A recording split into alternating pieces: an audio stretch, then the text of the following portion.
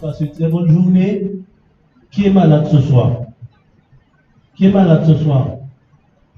Eh bien, depuis dimanche, le médicament que vous recevez tous les soirs vous ont fait du bien. Hein? Vous avez fait du sport durant la journée? Qui a fait du sport? Ah ben, il faudra continuer. En tous les cas, tout ça pour vous dire merci d'être ici ce soir et aussi bienvenue. Je voudrais aussi saluer tous ceux qui nous écoutent sur le net et que tout se passe selon la volonté de Dieu. Je suis convaincu ce soir, en partant d'ici, vous serez encore plus en forme. Rendons gloire à Dieu pour toutes choses. Merci et écoutons maintenant notre prédicateur. Merci mon frère, bonsoir à tous. Je réitère les vœux de bienvenue à tout un chacun. J'avais prévu de poser la question, hein, qui est-ce qui a fait de l'exercice physique aujourd'hui? Alors, le frère a posé la question. J'ai vu pas beaucoup de doigts se lever. Donc, je voudrais encourager ceux qui ont commencé à continuer. Peut-être qu'il y en a qui faisaient déjà de l'exercice physique. Nous l'avons vu, hein, c'est la fontaine de jouvence par excellence. Parce que lorsque nous faisons de l'exercice physique, nos muscles sécrètent des substances qui font quoi? Qui réparent, qui régénèrent, qui protègent, qui ralentissent le vieillissement, chers amis. Donc, Dieu a mis cette faculté dans notre corps. N'hésitons pas à l'utiliser, je ne vais pas dire sans modération, avec modération, parce que l'exercice physique en trop, malheureusement, ça nuit à notre corps. Toutes les bonnes choses sans modération, ça n'est pas de toutes les façons. Nous poursuivons donc, chers amis, notre périple. Nous sommes à la 5e étape ce soir, neurothéologie, principe biblique pour un cerveau en bonne santé. Ce soir, une étape importante, l'expérience interdite. Je vous invite à incliner la tête et prier ensemble. Éternel, notre Dieu, encore une fois, merci pour tous tes bienfaits, merci pour la journée, merci pour le soin que tu as pris de nous, merci de nous avoir permis de vaquer à toutes nos occupations. Et alors que nous sommes venus encore ici ce soir pour entendre ce que tu as fait chacun d'entre nous, que tu disposes de cœur à l'influence de ton Saint-Esprit, et qu'il prenne lui-même la direction de tout ce qui se fera, tout ce qui se fera, au nom de Jésus. Amen. L'expérience interdite. Des bébés. Des bébés recueillis dès leur naissance. Des bébés qui dépérirent et finirent par mourir. Tous sont morts, sans exception. C'est le résultat, chers amis, d'une expérience incroyable qui a été menée au XIIIe siècle. On l'appelle l'expérience interdite. Elle a été entreprise par un empereur, Frédéric II, empereur du Saint-Empire romain germanique, c'était au XIIIe siècle.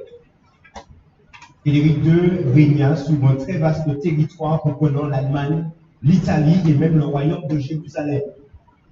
Il était très érudit, il parlait 6 langues, dont le latin, l'allemand, le grec et même l'arabe. C'était un monarque qui s'intéressait de près aux arts, mais aussi à l'éducation. À la fin de son règne, il lança plusieurs expériences, dont celle qui consistait à découvrir quelle était la langue originelle. En d'autres termes, quelle était la langue d'Adam et Ève? Vous êtes-vous déjà posé cette question? Moi, j'avoue que ça m'était jamais venu. Et à toi, tu t'es posé cette question. Quelle était la langue? Quelle langue parlaient Adam et Ève? Alors Frédéric II voulait découvrir quelle était cette langue originelle. Mais pour cela, il fallait se tourner vers des êtres humains qui n'avaient jamais parlé. Les seuls qui n'ont jamais parlé, ce sont les bébés qui viennent de naître. En quoi a consisté cette expérience? C'est un moine franciscain qui nous le révèle. Frédéric II fit des expériences pour connaître la langue et le parler qu'emploierait en grandissant des enfants qui n'auraient parlé avec personne. Pour ce faire, il ordonna à des nourrices de donner du lait à des bébés en les nourrissant au sein, de les baigner, de les nettoyer, mais en aucun cas de les cajoler ni de leur parler. Il voulait en effet savoir s'ils parleraient en hébreu, langue primitive, ou en grec, ou en latin, ou en arabe, ou dans la langue des parents qui les avaient procréés. Mais il œuvrait en vain, parce que les bébés mouraient tous. Ils ne pouvaient vivre, en effet, privés des battements de mains, des gestes, de la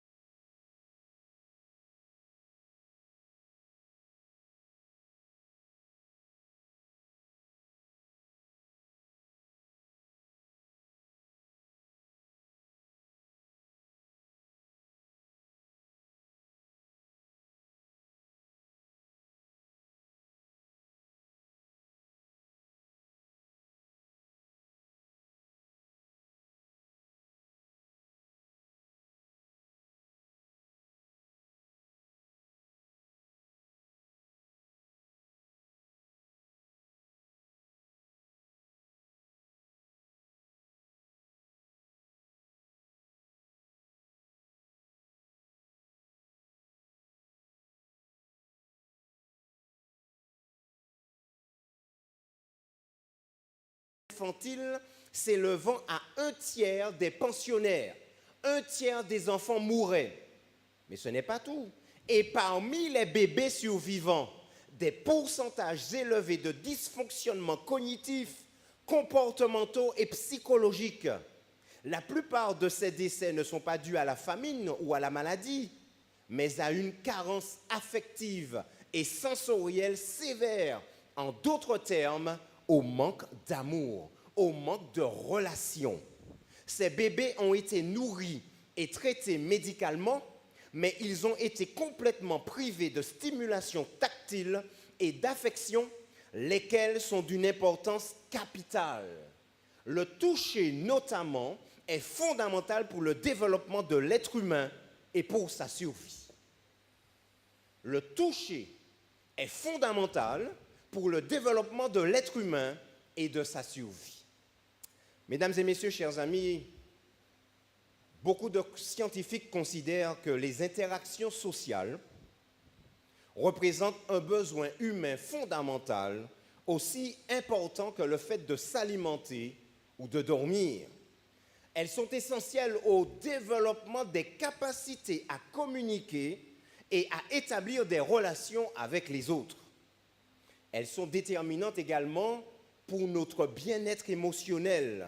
Et si on nous prive de ces interactions sociales, chers amis, eh bien, il se passe quelque chose, malheureusement, non pas pour le bien, mais pour le mal. Voyons ce qui se passe aux deux extrémités de la vie, chez le bébé et chez la personne âgée. Nous venons de le lire, les interactions chez le bébé sont importantes, chers amis. Nous pouvons les nourrir, nous pouvons leur donner tout ce dont ils ont besoin. Mais si nous n'avons pas d'interaction avec ces bébés, si nous ne gazouillons pas avec ces bébés, Marie, comment tu fais quand tu es devant un bébé, qu'est-ce que tu fais? Tu lui parles comme à moi? Tu ne lui parles pas comme à moi. Tu vas faire quoi? Guizou, guizou, maman. Guizou, guizou, guizou, maman. Qui c'est qui rit pour sa maman? Qui c'est qui rit? Alors, il est recommandé, parce que vous avez vu, j'ai fait quiché. C'est pas quiché, il faut parler bien à l'enfant. Qui c'est? Qui c'est qui rit? Qui est-ce qui rit? Parce que nous avons tendance des fois à parler avec les enfants, mais à parler comme eux. Non, il ne faut pas parler comme eux, il faut qu'on parle normalement. Parce que si l'enfant m'entend, parce que vous savez, Frédéric, un enfant de 2 ans, 1 an et demi, 2 ans, et Édéic, parce qu'il ne sait pas encore bien prononcer. Alors moi, il ne faut pas que je m'amuse à dire Édéic. Il faut que je lui dise, c'est Frédéric. D'accord? Parce que des fois, nous avons tendance à nous mettre à leur niveau et à parler comme eux. Donc, nous avons besoin de ces interactions avec l'enfant et nous allons nous mettre au niveau de l'enfant, chers amis. Nous allons jouer avec l'enfant et l'enfant a besoin de ça, chers amis. Et notamment ce qu'on appelle le pot à pot. Nous l'avons lu tout à l'heure, le toucher est fondamental pour le développement de l'être humain. Nous avons besoin de nous toucher. Et nous avons vécu il n'y a pas longtemps une expérience qui nous a révélé combien nous avons besoin de nous toucher. Nous allons y revenir tout à l'heure. C'est la raison pour laquelle il est recommandé aux parents qui ont des bébés de pratiquer ce qu'on appelle le pot à pot. L'enfant nu, il est demandé au papa d'enlever son haut, la maman d'enlever son haut et de prendre l'enfant peau contre peau. Parce que ceci, chers amis, contribue au développement de l'enfant et plus particulièrement son système nerveux. Alors écoutez ça. Les enfants, c'est sur le site www.psychologue.net. Les enfants qui reçoivent le plus d'encouragement, de soutien et d'amour de leur mère avant d'entrer au collège développent beaucoup plus l'hippocampe de leur cerveau. L'hippocampe joue d'ailleurs un rôle de premier ordre en termes de mémoire. Il est associé à l'apprentissage et à la régulation des émotions selon une investigation. Alors rappelez-vous samedi dernier, notre premier principe neurothéologique, c'était quoi? L'estime de soi. Et nous l'avons dit, les personnes qui jouissent d'une bonne estime de soi ont des hippocampes beaucoup plus développés que les autres. Et là, nous avons une étude qui est en train de dire que les enfants qui reçoivent des encouragements, les enfants qui reçoivent de l'amour, qui reçoivent une attention particulière de leurs parents, eh bien, leur hippocampe est beaucoup plus développé. Or, le rôle de l'hippocampe joue un rôle fondamental dans la cognition et notamment particulièrement la mémoire, mais aussi l'apprentissage et la régulation des émotions. C'est la première fois qu'est démontré scientifiquement que l'amour maternel durant les premières années a un impact réel sur la taille du cerveau de l'enfant. Avez-vous remarqué que lorsqu'on fait ce qu'on appelle l'anamnèse, lorsqu'il y a des assises, tueurs en série, etc., ce genre de choses, quand on fait ce qu'on appelle l'anamnèse, c'est-à-dire retourner dans leur histoire, dans leur enfance, et de voir ce qui s'est passé dans leur enfance. Chers amis, chez tous ces criminels-là, il y a un défaut d'affection dans l'enfance. Et très souvent, c'est le papa battait la maman. Et très souvent, on retrouve des histoires où la maman enceinte était battue par le papa, des coups de pied dans le ventre, des coups de poing dans le ventre. La mère est stressée et la mère stressée transmet ce stress à son enfant. L'enfant va naître dans ces circonstances-là. Et l'enfant ne reçoit pas toute l'attention nécessaire. Son cerveau ne se développe pas convenablement. Par ailleurs, le modèle qu'il a de son père n'est pas forcément le meilleur modèle. Donc comment grandissent ces enfants? Comment leur développement cognitif se réalise-t-il lorsque ce développement malheureusement n'est pas parti sur de bonnes bases? Et quelle est la taille du cerveau de ces enfants? Nous continuons, comme l'explique le docteur Joanne Louby, pédopsychiatre de l'Université de Washington. La relation père-mère-enfant durant la période préscolaire est vitale et même plus importante que lorsque l'enfant est plus grand. Nous pensons que cela est dû à la grande plasticité du cerveau quand les enfants sont plus petits, ce qui signifie que le cerveau est plus affecté par les expériences vécues plus tôt dans la vie. Il est donc vital que les enfants reçoivent amour et soutien inconditionnel durant leurs premières années. Nous avons parlé un peu hier de la plasticité du cerveau. 86 à 100 milliards de neurones. Chez l'enfant, les neurones sont en train encore de se développer. Et notre cerveau se reconfigure sans cesse. Chaque fois que nous sommes en interaction avec quelqu'un, bonjour, je te présente Marie, elle s'appelle Marie, elle a l'entreprise Les Délices de Marie. J'apprends, je fais la connaissance de Marie. Et dans mon cerveau, que va-t-il se passer? Eh bien, un ensemble de neurones va s'assembler pour retenir l'information de Marie. Son prénom, c'est Marie. Elle a une entreprise qui s'appelle Les Délices de Marie, qu'elle fait du bon pain, des bons burgers, enfin, qu'elle fait bon manger. C'est une information que je vous apporte au cas où vous ne sauriez pas ça. Donc, chers amis, j'ai un réseau au niveau de mon cerveau. Voilà de nouvelles informations qui arrivent et que je vais stocker en quelque part. Donc, mon cerveau va se configurer pour retenir cette information. Un peu plus tard, je commence une formation de formateur ou bien une formation sur un ordinateur pour utiliser Excel. On va m'apprendre Excel. Eh bien, chers amis, pendant 5 jours où je vais faire cette formation de niveau 1 Excel, mon cerveau va enregistrer des informations et va se reconfigurer pour retenir toutes les informations que je vais avoir, que je vais recevoir de cette formation durant 5 jours. C'est ce qu'on appelle la plasticité du cerveau et nous allons en parler plus particulièrement avec l'intelligence artificielle demain soir si Dieu veut. Donc, chers amis, les interactions sociales sont indispensables chez l'enfant, sinon il meurt. Regardons ce qui se passe chez la personne âgée. L'isolement et la solitude d'une personne âgée ont des répercussions directes sur son bien-être et sa santé. L'isolement et la solitude d'une personne âgée ont des répercussions directes sur son bien-être et sa santé. Ils peuvent tout d'abord entraîner l'ennui, une perte d'estime de soi, des troubles du sommeil, des troubles de l'appétit et un risque de dépression. L'isolement peut ensuite favoriser des troubles de la personnalité, une sensation d'inutilité, de l'angoisse, des conduites addictives comme la consommation d'alcool et même amener la personne à développer des idées suicidaires. Nous sommes là chez la personne âgée. La solitude n'est pas recommandée pour la personne âgée, elle dépérit. Et au sein de nos communautés, chers amis, ces personnes âgées, il nous faut prendre soin d'elles. Il nous faut les visiter le plus que possible, parce que sinon, elles vont développer, chers amis, des conduites addictives. Et ça me rappelle une fois, dans une église que je fréquentais, j'arrive à cette église, et j'ai une sœur qui est en train de monter les escaliers, une grande sœur. Elle vivait seule.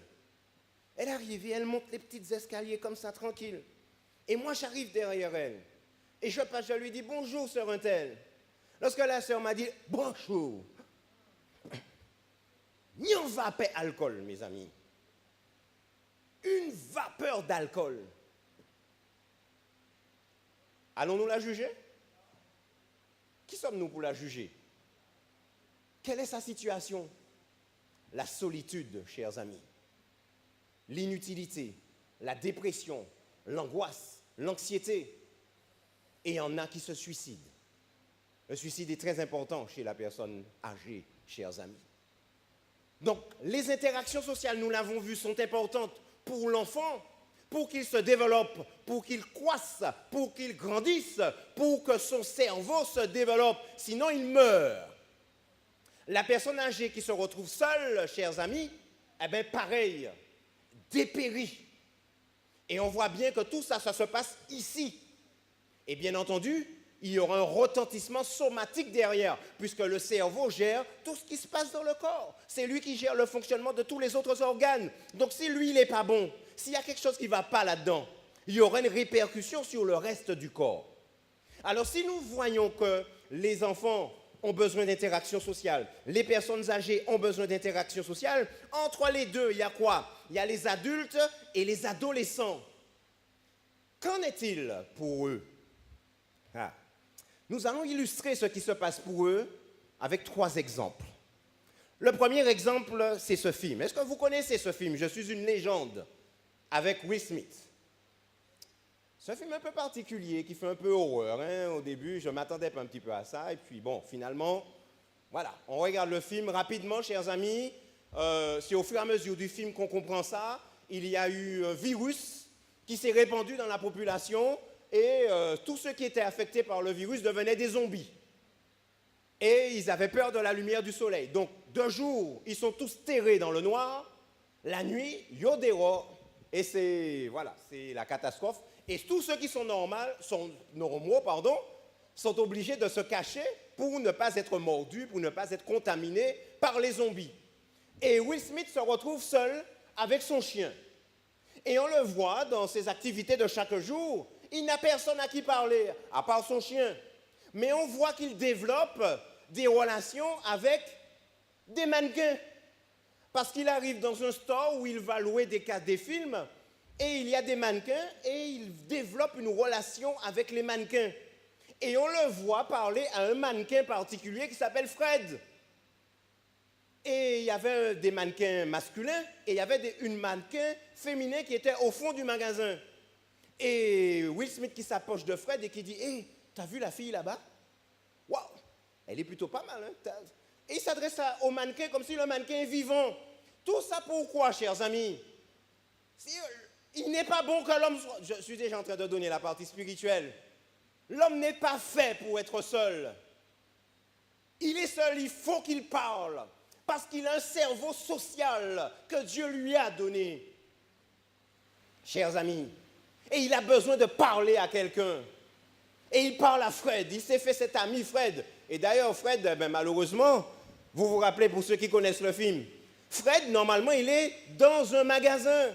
Et un jour, alors qu'il rentre, parce que le soleil va se coucher, il rentre avec son chien, il voit Fred dans le chemin. Fred! Qu'est-ce que tu fais là, Fred? Il sait que Fred, c'est un mannequin. C'est pas possible que Fred soit là.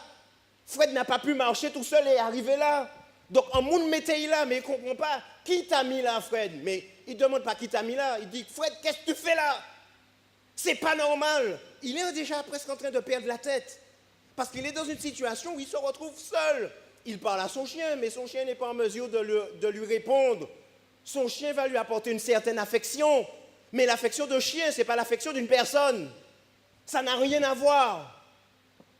Chers amis, ça c'était le premier exemple. Deuxième exemple, vous connaissez ce film aussi, Seul au monde, avec Tom Hanks, qui part dans un avion de la FedEx, livrer des colis, etc. L'avion, il y a une tempête, l'avion s'écrase dans la mer, et finalement il est seul rescapé, et il est sur cette île déserte, sur laquelle il va rester des années. Et Tom Hanks va développer une relation avec M. Wilson.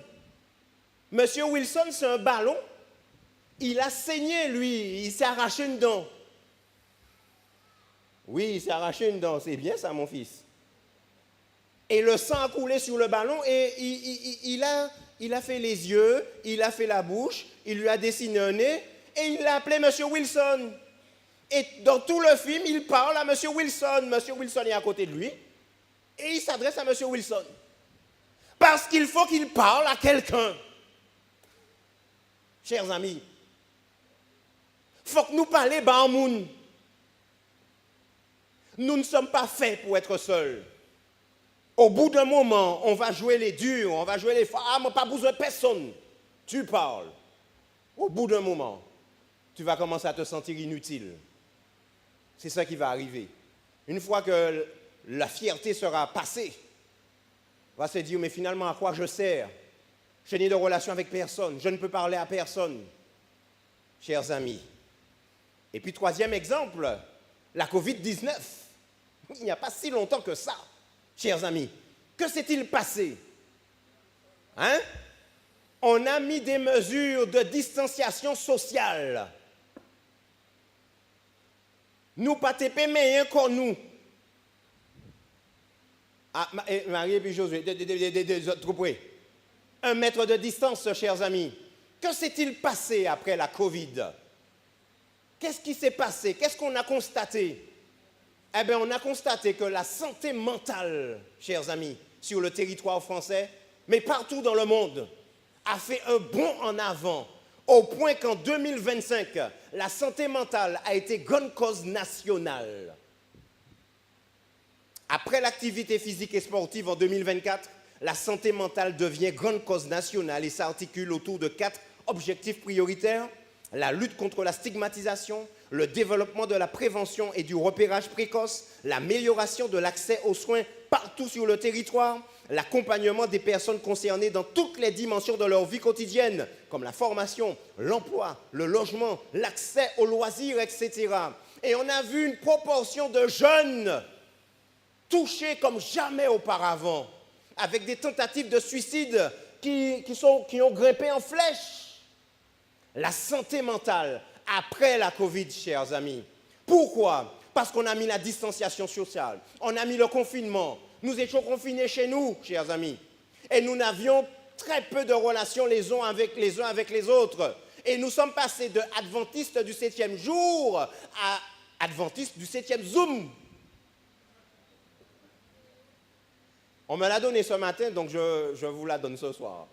J'ai trouvé ça pas mal, parce que nous t'es qu'à faire Zoom. Alors merci Seigneur pour la technologie qui nous a permis quand même, qui nous permettait de nous voir et de nous parler. Mais il nous manquait quelque chose. Nous toucher, mes amis. Nous toucher à qu'il est beau de voir des frères de même amour, unis entre eux, qui vont l'un vers l'autre, qui se prennent dans les bras, qui te vous disent « Comment vas-tu, mon frère? Comment vas-tu, Marie? Je suis contente de te voir. » Il nous a manqué ça, chers amis, et on n'était pas bien. Alors, les interactions sociales activent plusieurs fonctions du cerveau. Quand on partage du temps avec les autres, quand on s'investit dans de nouvelles activités, chers amis, eh bien, tout ceci met en branle les différentes fonctionnalités du cerveau. Et les effets, les interactions sociales, chers amis, ont des effets sur notre cerveau. Premièrement, eh bien, elles vont générer ces interactions des émotions positives. Alors, regardez cette image ici. Nous avons parlé déjà donc des neurones, et vous voyez ici, nous avons une synapse. Rappelez-vous, les 4 qui étaient là, ils sont montés samedi et ils étaient l'un à côté de l'autre avec les mains tout près, mais sans se toucher. Eh bien, on a une image ici des neurones qui sont les uns près des autres. Et comment vont-ils se transmettre l'information? Alors, vous voyez des petites substances qui vont passer d'un neurone à l'autre. C'est ce qu'on appelle des neurotransmetteurs. Et lorsque nous avons des interactions sociales, nous qu'à jaune, nous qu'à parler, nous qu'à rire, on s'esclave, on se rappelle les bons souvenirs. Eh bien voilà ce qui se passe dans notre cerveau. Libération d'hormones comme la sérotonine qui est un stabilisant de l'humeur, comme la dopamine qui est une molécule qui apporte plaisir, motivation et créativité. L'ocytocine, l'hormone de l'amour, du lien conjugal, de la confiance, chers amis. Et puis il y a les endorphines dont nous avons parlé hier soir, hormones du bien-être. Ce n'est pas uniquement en faisant de l'exercice physique que nous avons des endorphines. Lorsque nous avons des interactions sociales les uns avec les autres, eh bien, nous produisons également des endorphines. Après avoir passé un bon moment ensemble, nous qu'à parler, nous qu'à échanger, nous qu'à prier ensemble, eh bien, on se sent bien et on rentre chez soi. Eh bien, voilà ce qui se passe dans notre cerveau. Et bien entendu, chers amis, conclusion, il y a une baisse de l'adrénaline et du cortisol. Ce sont les hormones du stress. Voilà ce qui se passe dans notre cerveau lorsque nous avons des interactions les uns avec les autres, lorsque nous nous voyons. Et la Bible nous le dit, qu'il est beau de voir des frères de même amour unis entre eux, chers amis. Qu'il est beau de voir des familles de même amour unies entre elles. Qu'il est beau de voir des amis de même amour unis entre eux également. Parce que c'est ainsi que Dieu nous a créés, chers amis. Ensuite, après les émotions positives, nous avons la mémoire. Les relations interpersonnelles vont activer, chers amis, également la mémoire. Je vous ai donné l'exemple de Marie qu'on va me présenter. On me parle de ses activités.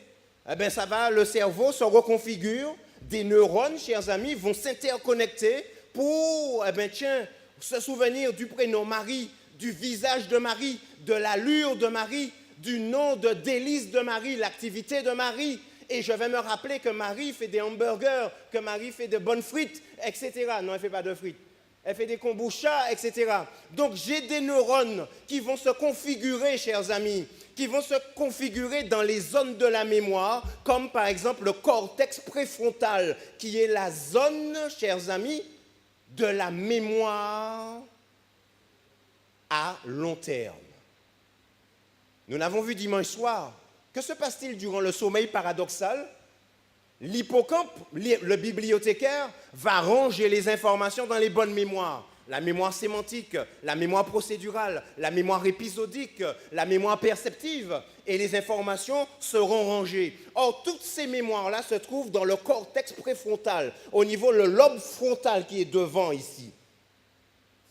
Mais aussi, chers amis, l'hippocampe également qui va jouer un rôle fondamental. Donc, le fait, les interactions sociales, à force d'apprendre de nouvelles choses, à force de rencontrer des personnes, à force de discuter de nouvelles choses ensemble, de participer à des activités, eh bien, l'hippocampe va également se renforcer et renforcer notre mémoire. Et puis, les interactions sociales sont également importantes. Pourquoi? On a découvert certains neurones qu'on a appelés aujourd'hui les neurones miroirs. À quoi servent les neurones miroirs? Que font nos enfants lorsqu'ils sont chez nous et qu'ils nous voient faire? Qu'est-ce qu'ils font? Ils font pareil. Eh bien, ceci, c'est grâce aux neurones miroirs. Et dans une société, au-delà de la famille, dans la société, eh bien, nous voyons les autres faire, nous faisons aussi. Tout ceci, les neurones miroirs, on les appelle ainsi. Donc, chers amis, le développement de ces neurones miroirs est sous l'action des interactions sociales. Parce que si je ne vois pas faire, je ne pourrai pas faire à mon tour. Les collègues, on nous a appris à faire des pansements, on nous a appris à piquer, on nous a appris à faire une intramusculaire, on nous a appris à faire une intraveineuse, on nous a appris à faire une sous-cutanée, mais il a fallu qu'on voie avant. Et quand on a vu, on a répété le geste. Ce sont les neurones miroirs qui rentrent en jeu. Mais ils rentrent en jeu uniquement dans le cadre des interactions sociales. Il me faut voir pour faire à mon tour. Si je ne vois pas, je ne peux pas faire, chers amis. Tout ceci, la mémoire. Et fait encore des interactions sociales sur le jugement, chers amis. Nous discutons, on s'oppose des arguments. Tu me diras, oui, le PSG a battu l'Atalanta cet après-midi 4-0. Je te dirai, ouais, mais c'était l'Atalanta. Oui, donc tu me dis quelque chose, j'analyse ce que tu me dis. Et moi, en retour de ce que tu me dis, je réponds, j'analyse. Ouais, mais est-ce qu'il ne faudrait pas relativiser un peu? Non. Paris était plus fort, un point, c'est tout. Bon, écoute, si tu analyses le match entre etc., mais nous n'imaginons pas, chers amis, tout ce qui se met en branle lorsque nous discutons de certaines choses. Et parfois, nous pouvons ne pas être d'accord sur un point. Le roi du Nord. Alors, je vais parler à mon frère Jéricho. Daniel chapitre 11. Le roi du Nord et le roi du Sud. Aujourd'hui, on n'est pas tous d'accord sur ce qu'il représente. Et je vais rencontrer mon frère Jéricho et puis nous avons une discussion. Bon, regarde Jéricho, qu'est-ce que tu penses? Bon, Jéricho qui dit, bon, écoute, je pense que le roi du Nord, c'est soit un homme, soit une entité, soit quelque chose par rapport à ça, par rapport à ça, par rapport à ça, par rapport à ça. Je lui dis, ouais, mais regarde, si c'est ça, il faudrait qu'il y ait ça, qu'il y ait ça, qu'il y ait ça, qu'il y ait ça. Mais comme il n'y a pas ça, on ne peut pas dire ça. Eh bien, c'est ça qui se met en place, chers amis. Mais ça, on ne peut pas le faire tout seul. C'est en parlant les uns avec les autres, en échangeant avec courtoisie, bien sûr. Parce qu'il ne faut pas qu'une discussion sur le roi du Nord et du Sud se termine par deux coups d'échoc. Il ne faut pas que ça se termine comme ça, chers amis. Alors, vous voyez qu'il y a des choses qui dégénèrent aujourd'hui, c'est po. Il ne faut pas que ça finisse comme ça non plus, Jéricho. D'ailleurs, nous n'avons pas d'armes sur nous, donc il ne peut pas finir comme ça. Mais tout ça, chers amis, c'est ça, le jugement qui se met en place et le cerveau qui est en train de fonctionner. Nous avons également le langage. Nous parlons, nous cherchons nos mots. Oui, mais non, le mot que je veux utiliser, non. Tu sais, c'est tel terme qui fait telle chose, etc. C'est tout le temps que ça nous arrive, chers amis. Et nous améliorons notre langage. Et parfois, lorsque nous n'avons pas trouvé le mot, nous rentrons chez nous, chercher le mot, aller en Internet, tu prends un dictionnaire, etc. C'est tout ça qui fait que le cerveau fonctionne. Mais ceci n'est possible que si je n'échange avec quelqu'un d'autre. Pas avec moi tout seul, chers amis. Ensuite, Ça va développer également les interactions sociales, développe notre capacité à apprendre également. Parce que si nous ne sommes pas d'accord sur le roi du Nord et du Sud, nous avons discuté pendant 3 heures de temps. On s'est dit, bon, là, il faut que je parte. On se donne rendez-vous la semaine prochaine. Entre-temps, on cherche. Et voilà ce qui va se passer. Mon cerveau est déjà fixé sur le prochain rendez-vous. Et là, je me dis, il faut absolument que je fasse des recherches. J'arrive chez moi, j'allume mon ordinateur. Et je vais sur Google et puis je fais recherche tant. Je fais des recherches géographiques. Je vais prendre chez moi concordance, dictionnaire biblique, etc. Et je me mets à chercher. Il y a un travail intellectuel là qui se met en place. Ceci est dû au fait qu'on a discuté ensemble sur cette chose-là. Et bien entendu, le sens, ça va organiser aussi, ça va faire appel au sens de la planification et de l'organisation. Parce que lorsqu'il va me dire, on se voit la semaine prochaine, si Dieu veut, je dis, je prends mon téléphone, je regarde mon agenda. Et il dit, bon, attends, tel jour, j'ai ça. Non, le mardi, j'ai mon sport. Jeudi, j'ai mon sport. Bon, attends, j'ai peut-être mercredi après-midi, 17h30. Est-ce que ça va pour toi? Mais mes amis, ça demande quoi? Ça demande des capacités de planification et d'organisation. Ça nous paraît banal, mais ce n'est pas si banal que ça. Parce que quelqu'un qui a fait un AVC, demandez-lui de faire ça. Ce sera compliqué, chers amis. Ce sera extrêmement compliqué. Ensuite, on a aussi la résolution de problèmes. Je reviens sur le roi du Nord et du Sud. Bon, Jéricho, tu m'as donné cet argument-là, mais je ne suis pas d'accord. Pour telle raison, pour telle chose. Ou bien Jéricho qui a venu moi, ou bien Stéphane qui a venu moi. Je laisse Jéricho tranquille un peu. Stéphane qui a venu moi, il a dit moi, ouais, j'ai eu un problème avec Nicolas. Nicolas m'a dit telle chose, moi je lui ai répondu telle chose. Qu'est-ce que tu penses? Est-ce que tu penses que Nicolas aurait dû me répondre comme ça? Ou est-ce que ceci, ou est-ce que ça là, etc. Et puis on est parti, on est fâché. Je lui ai dit, bon, écoute, déjà, il faudrait que vous initiez une démarche de pardon. Mais bon, quant à l'analyse de ce que tu me dis ça, mais il faut que j'entende ce que me dise Nicolas, etc. Je suis déjà dans une résolution de... On est là dans la résolution de problèmes, chers amis. Et ceci est possible grâce aux interactions sociales, chers amis. Et enfin, nous avons également l'attention. Parce que lorsqu'il va me raconter ce qui s'est passé entre Nicolas et lui, il faut que j'écoute. Et il faut que j'écoute. Et pas de façon passive, mais on va pratiquer ce qu'on appelle l'écoute active. Si je n'ai pas compris, bien compris, je vais reformuler. J'ai dit, attends, tu veux dire que tu as fait ça. Je veux bien comprendre. La reformulation, chers amis, pour l'écoute active. Eh bien, chers amis, nous n'imaginons pas ce qui se passe dans notre cerveau quand nous avons ce type de comportement. Ça peut nous paraître normal, naturel, mais le cerveau à l'intérieur, chers amis, ça fonctionne à 1000 à l'heure. Et tout ceci est possible grâce aux interactions sociales. Selon la science, une vie sociale active diminue le risque de démence de 12%. Donc, chers amis, l'isolement, le manque de relations les uns avec les autres est une cause de démence, est un facteur de risque de démence. Or, aujourd'hui, que voyons-nous? On voit de plus en plus que les maladies neurodégénératives, les maladies neurocognitives, les démences augmentent de plus en plus. Nous avons vu samedi qu'il est important d'avoir une bonne estime de soi. Nous avons vu dimanche soir qu'il est bon, il faut dormir suffisamment. Parce que lorsque nous ne dormons pas, le cerveau se mange lui-même. La mémorisation ne se fait pas. Le nettoyage ne se fait pas convenablement. D'où ça augmente le risque de démence.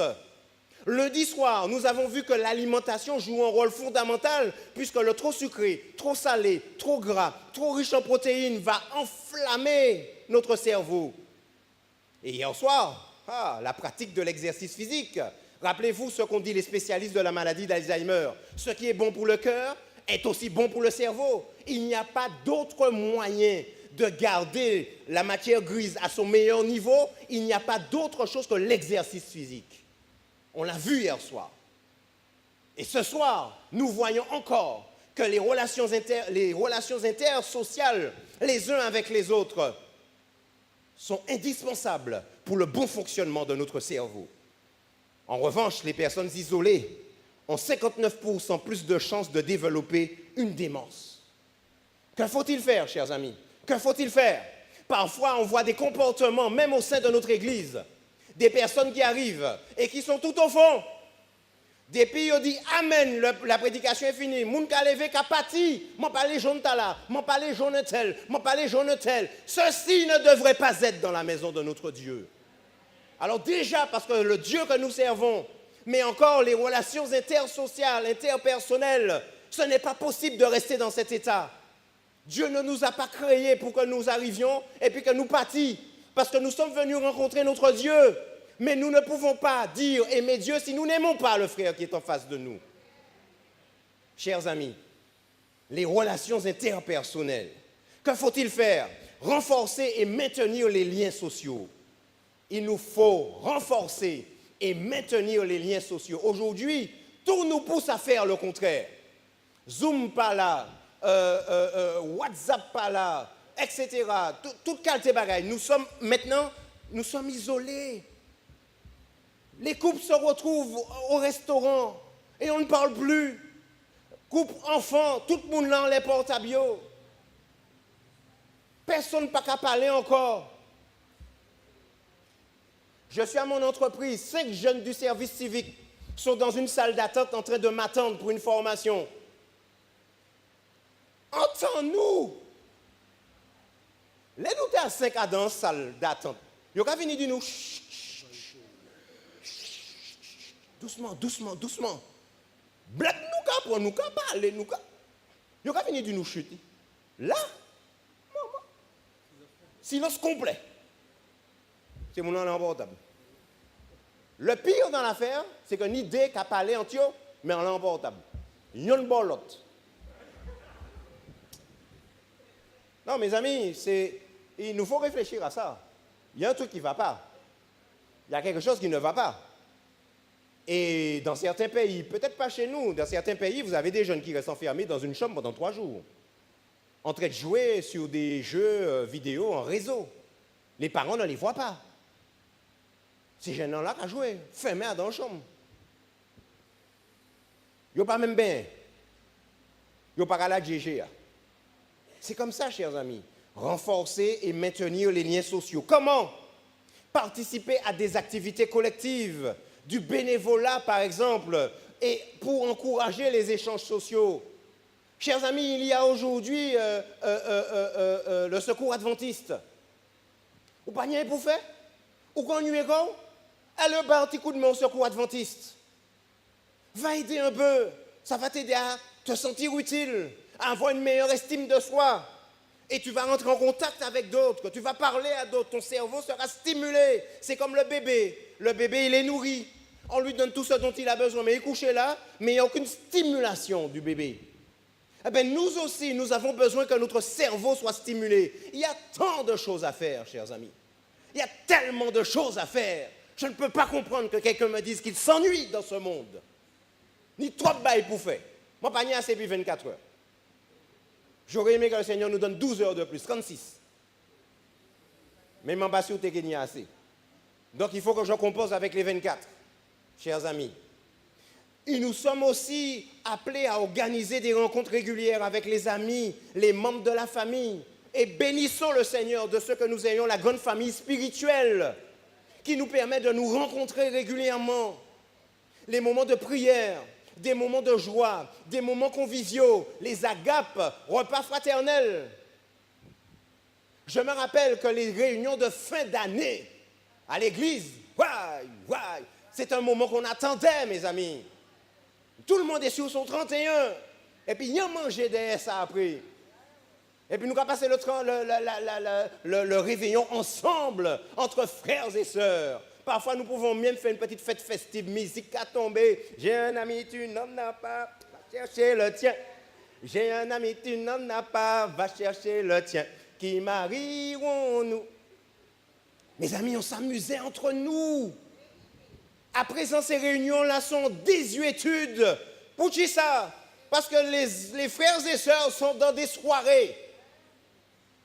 Au lieu de venir au moment là, entre nous, le moment de prière. Et puis, il y avait aussi le passage de flambeau entre l'équipe qui sortait et l'équipe entrante.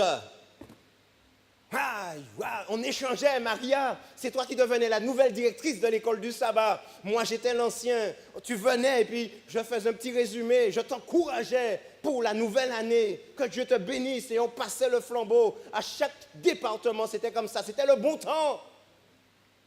Après, on nous vini personnel. Pas ni personne encore dans ces réunions. C'est vini. Merci Seigneur, nous avons un petit témoignage. Et puis, nous partis.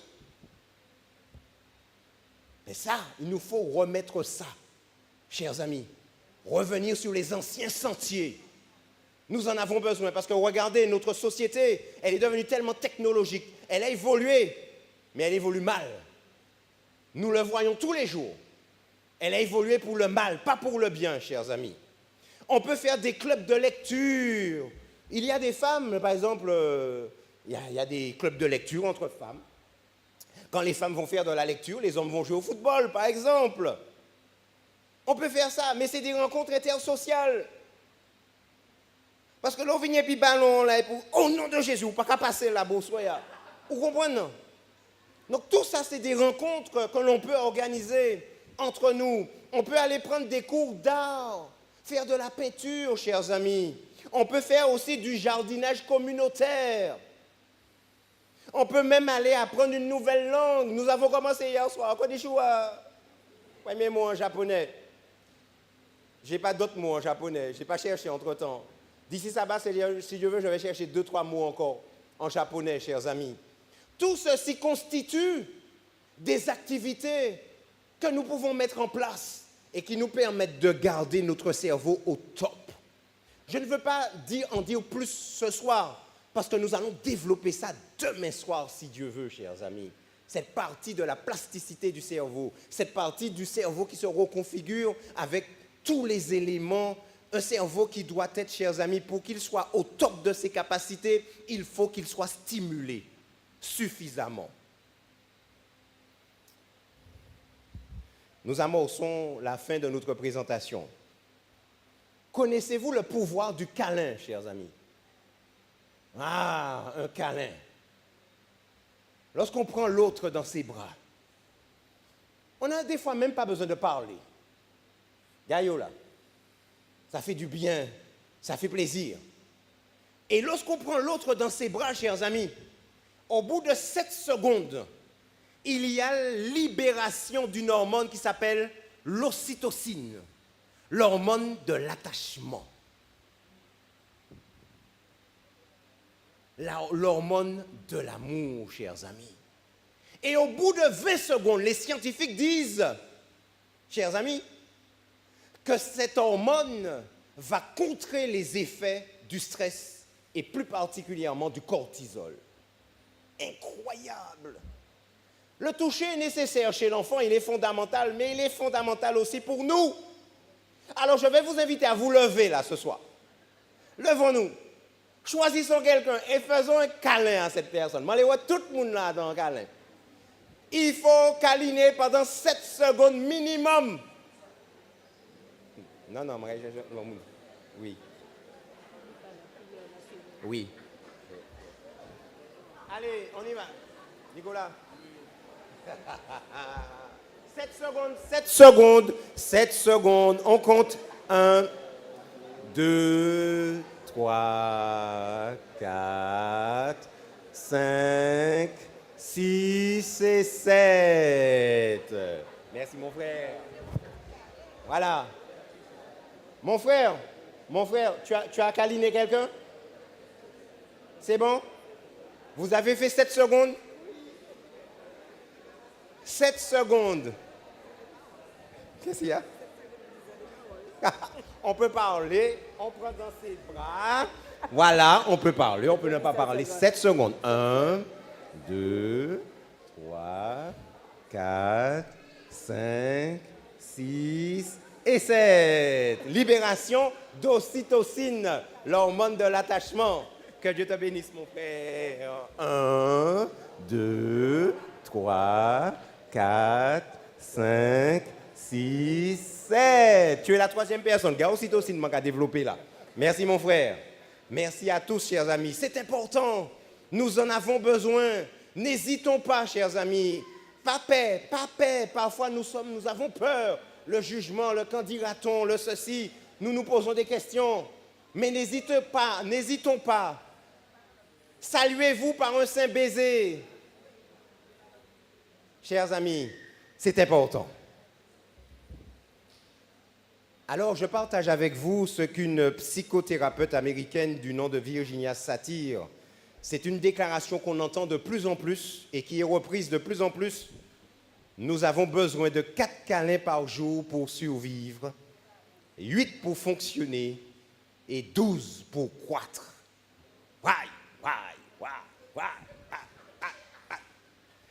Mon frère, il faut faire 4 câlins minimum par jour à madame. Et madame aussi, à monsieur. Nous sommes appelés de façon mutuelle. 4 minimum, 4 pour vivre, pour survivre.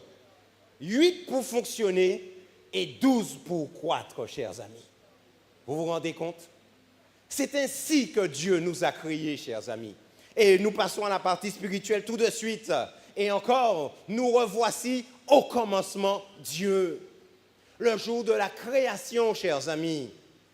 Tout est là.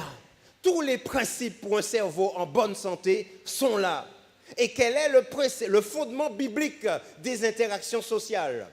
Dieu l'a dit, Genèse chapitre 2, verset 18, « Il n'est pas bon que l'homme soit seul. Je lui ferai quoi? Une aide semblable à lui. » Alors, lorsque nous lisons ce texte, parfois, nous l'interprétons de la manière où il fallait qu'il ait une femme vis-à-vis de lui pour répondre à ses besoins sexuels, etc. Nous pensons souvent comme ça. Mais Dieu voit au-delà de cela. Parce qu'au-delà, oui, c'était en partie pour ça. Mais derrière, il y a tout l'aspect social. Mais ils n'étaient pas appelés à être que tous les deux. Parce que Dieu va leur dire, soyez féconds. Dieu les bénit. Il est important de le dire avant. Dieu les bénit. Et leur dit, soyez féconds, multipliez, remplissez la terre, chers amis. Donc ils n'étaient pas appelés à être seuls. Le plan de Dieu, c'était que la famille humaine soit nombreuse et qu'ils interagissent les uns avec les autres. Parce que Dieu l'a dit dès le départ, il n'est pas bon que l'homme soit seul. Et Dieu a conçu physiologiquement notre cerveau pour qu'il se développe au contact des autres. Alors, chers amis, voilà sur cette image, la famille humaine était appelée à grandir et l'importance pour ce cerveau, un cerveau qui soit au top, un cerveau qui soit en bonne santé, eh bien, il fallait que ce soit des personnes qui soient en relation les unes avec les autres. Et je suppose que Salomon, dans toute sa sagesse, inspiré par le Saint-Esprit, a déclaré, Ecclésiaste chapitre 4, versets 9 à 12, « Deux valent mieux qu'un, parce qu'ils retirent un bon salaire de leur travail. Car s'ils tombent, l'un relève son compagnon. Mais malheur à celui qui est seul et qui tombe sans avoir un second pour le relever. De même, si 2 couchent ensemble, ils auront chaud. Mais celui qui est seul, comment aura-t-il chaud? Et si quelqu'un est plus fort que seul, les 2 peuvent lui résister. Et la corde à 3 fils ne se rompt pas facilement. Là encore, chers amis, fondement biblique des interactions sociales. Nous avons besoin les uns des autres. Personne ne peut dire, moi pas besoin tel. Non, frères et sœurs, nous ne sommes pas conçus pour fonctionner de cette manière. Bénissons le Seigneur qui nous permette de comprendre ces choses aujourd'hui à la lumière des neurosciences. Mais lorsque nous considérons ces découvertes des neurosciences, chers amis, nous sommes émerveillés de découvrir que ces choses étaient déjà dans la parole, et plus particulièrement dans le livre de la Genèse. Dimanche soir, nous avons considéré le principe neurothéologique numéro 1, l'estime de soi, basé sur Genèse chapitre 2 au verset 7. Dimanche soir, principe neurothéologique numéro 2, le repos de la nuit, basé sur Genèse chapitre 1er, versets 16 et 19. Lundi soir, nous avons considéré le principe neurothéologique numéro 3, l'alimentation divine, basé sur Genèse chapitre 1er, verset 29. Et je ne saurais que vous rappeler l'importance des fibres alimentaires pour notre microbiote aujourd'hui, pour que nous ayons un cerveau en bonne santé. Hier soir, nous avons considéré le principe neurothéologique numéro 4, l'importance de l'exercice physique. Dieu, l'Éternel Dieu prit l'homme, basé sur Genèse chapitre 2 au verset 15. Alors que tout était parfait, l'Éternel Dieu prit l'homme. L'homme n'est pas arrivé et puis il est resté les bras croisés, il est oisif à ne rien faire. Dieu plaça l'homme dans le jardin pour le cultiver, un travail physique où il va faire travailler ses muscles et pour le garder. Enfin, ce soir, principe théologique, neurothéologique numéro 5, les interactions sociales, basées sur Genèse chapitre 2, verset 18. L'Éternel Dieu dit, il n'est pas bon que l'homme soit seul. Je lui ferai une aide semblable à lui. Aujourd'hui, la famille humaine est née, elle a grandi, elle a évolué. Et le principe est toujours le même. Il n'est pas bon que l'homme soit seul. L'enfant naît, même s'il a tout, s'il n'a pas de relation, il meurt. La personne âgée, à l'extrémité, qui se retrouve seule, meurt, dépérit. Les adultes au milieu, les adolescents, les jeunes, même chose.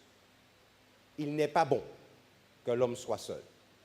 Les interactions sociales contribuent à notre bonne santé émotionnelle, à notre bonne santé cognitive, à notre bonne santé sociale, à notre bonne santé spirituelle également.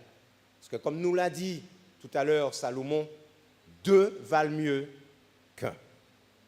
Nous vous donnons rendez-vous demain soir, chers amis, pour un sujet qui va être capital, un sujet ô combien important.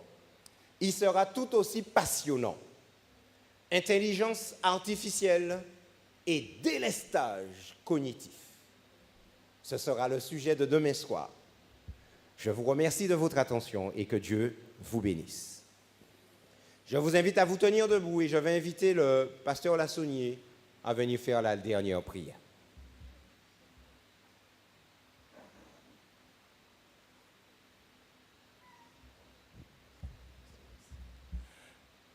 Notre Dieu et notre Père Céleste, nous voulons te dire un grand merci pour l'expérience de ce soir. L'emphase a été mise sur l'importance d'être ensemble, parce que ton plan, c'est que nous ayons de la compagnie. Et tu nous as montré dans ta parole combien il est important que nous développions ce genre de relation. Et par rapport à notre activité cérébrale, Père éternel, nous voulons rester connectés avec la source de la vie. Remplis notre cerveau de l'Esprit Saint. Conduis-nous chaque jour dans la voie de la santé physique, mentale et spirituelle. Merci pour notre frère Frédéric qui consacre du temps pour nous parler et attirer l'attention sur les choses qui sont importantes pour que nous jouissions d'une santé holistique, d'en le protéger, le garder. Et alors que nous allons laisser ces lieux, Père éternel, renvoie-nous avec ta paix, avec ta bénédiction et ta protection dans le nom de Jésus. Amen. Merci à toi. Nous vous souhaitons une excellente soirée, un bon retour à la maison, une bonne nuit. Et nous avons rendez-vous ici demain soir, si Dieu veut, à compter de 19h précises pour notre nouveau sujet, intelligence artificielle et délestage cognitif. Que Dieu vous bénisse.